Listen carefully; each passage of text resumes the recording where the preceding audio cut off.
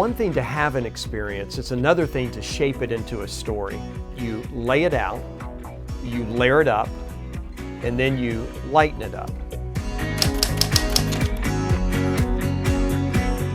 I like to think about it as a freight train where you see the whole train. In other words, you see the scenes of the story. What exactly happened?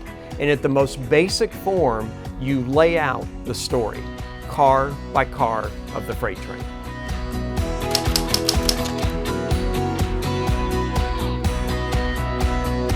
It's important to layer your story. You not only look back on the experience, but you remember all of the details. And when I say details, I mean all of the details. It's not a vague description of the scene, it's a precise description of the scene. It just wasn't one day, it was last Tuesday afternoon. In fact, it wasn't only last Tuesday afternoon, it was a stormy summer Tuesday afternoon. You see, the more you set the scene, the more likely it is that your audience will join you in that scene. So what did you do? What exactly did you say? What was going through your mind? And in the moment, not how do you feel today looking back, but in the moment, how did it make you feel? When we layer the story, we bring the audience into the story. It allows your audience to see it. It allows your audience to feel it. Ultimately, it allows your audience to experience your experience.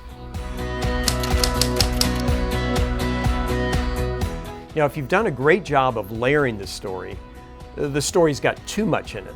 And so now what we need to do is lighten the story. I love the quote by the author of The Little Prince.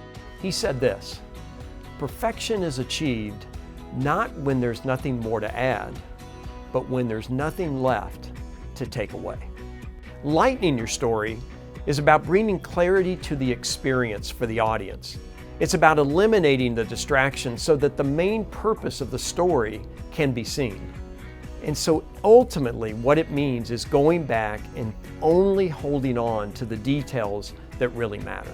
It's important to look at the details through the eyes of your audience. In other words, what will help your audience see the critical point more clearly?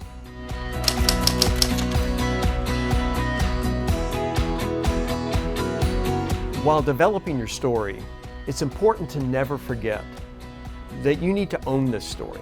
You need to believe in your story. Your story needs to mean something to you. Because if it doesn't mean something to you, it's very unlikely it will mean something to somebody else. It has to be authentic, it has to be genuine, and it has to be real for you.